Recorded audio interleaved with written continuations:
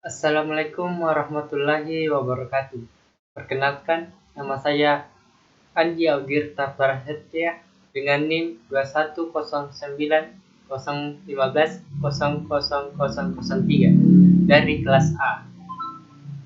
Di sini saya akan menjelaskan materi mengenai inflasi. Apa itu inflasi?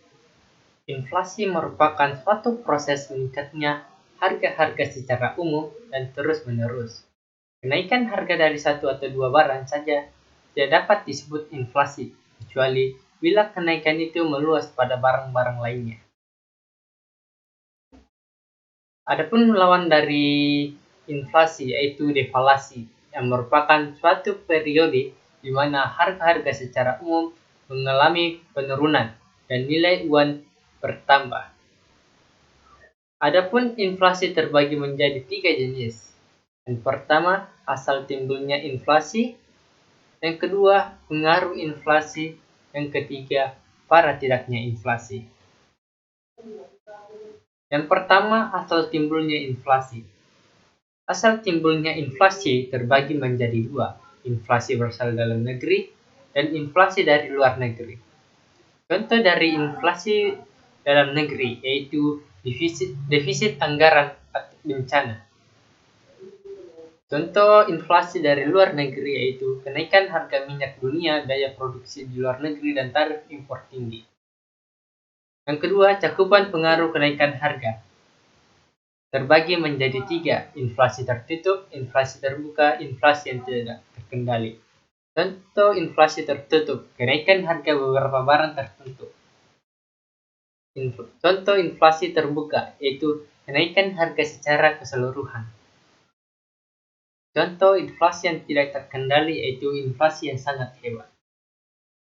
Yang ketiga, parah tidaknya inflasi. Terbagi menjadi 4 bagian, yaitu inflasi ringan, sedang, berat, dan inflasi tak terkendali. Contoh inflasi ringan, yaitu kurang dari 10% setahun. Inflasi sedang 10% sampai 30% setahun. Inflasi berat 30% sampai 100% setahun. Inflasi tak terkendali yaitu melebihi 100% setahun.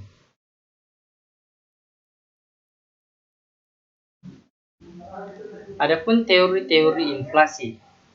Yang pertama, teori kuantitas. Teori kuantitas terjadi karena 1. Jumlah uang yang beredar. 2. Psikologi atau harapan masyarakat mengenai kenaikan harga di masa mendatang. Yang kedua, teori Keynes. Terjadi karena 1. Kenaikan masyarakat untuk hidup di luar batas kemampuan ekonominya. 2. Adanya perebutan rezeki antar kelompok. Dan terakhir, teori struktural. Terjadi karena 1. Kelakuan ketidakpastian penerimaan ekspor. 2. Kelakuan ketidakpastian penawaran bahan makanan. Cara mengatasi inflasi. Menggunakan teori kuantitas dengan cara 1. Politik diskonto atau diskonti polisi. Yang kedua, politik pasar terbuka. Yang ketiga, pengawasan kredit secara selektif. Keempat, kolektif persediaan kas. 2. Teori Keynes dengan pengaturan pengeluaran pemerintahan atau APBN. 2. Atau peningkatan tarif pajak. Yang ketiga, teori struktural dengan 1. Peningkatan produksi. 2. Kebijakan upah. 3. Pengawasan harga. Selanjutnya, penyebab inflasi. Penyebab inflasi diantaranya yang pertama, permintaan yang lebih besar daripada suplai atau tarikan permintaan. Yang kedua, kenaikan bahan baku maupun biaya produksi atau desakan biaya. Yang ketiga, tekanan permintaan atau dorongan ongkos, inflasi struktural. Yang keempat, peredaran uang kartal yang tidak terkendali. Dan kelima, kekacauan politik dan ekonomi. Yang terakhir, tuntutan kenaikan upah. Selanjutnya, dampak inflasi. 1.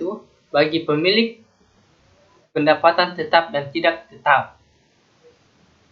Dampaknya yaitu pemilik pendapat tetap dirugikan. Pemilik pendapatan tidak tetap bisa diuntungkan. Dan untuk dampak bagi para penabung yaitu penabung dirugikan karena nilai uang semakin menurun. Sedangkan dampak inflasi bagi debitur yaitu inflasi menguntungkan karena saat pembayaran utang nilai uang lebih rendah dibandingkan pada saat meminjam. Bagi kreditur mengalami kerugian karena nilai uang pengembalian lebih rendah jika dibandingkan saat inflasi dan sebelum inflasi. Lanjutan dampak inflasi yaitu dampak bagi produsen. Bagi pengusaha besar, inflasi dapat menguntungkan jika pendapatan yang diperoleh lebih tinggi daripada kenaikan biaya produksi. Bagi pengusaha kecil, naiknya biaya produksi dapat merugikan sehingga enggan untuk meneruskan produksinya. Dampak inflasi bagi perekonomian nasional yaitu 1. Investasi berkurang. 2. Mendorongnya tingkat bunga. 3. Mendorongnya penanaman modal yang bersifat spekulatif. 4. Menimbulkan ketidakpastian keadaan ekonomi pada masa yang akan datang.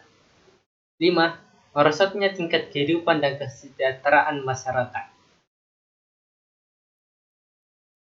Sekian, terima kasih.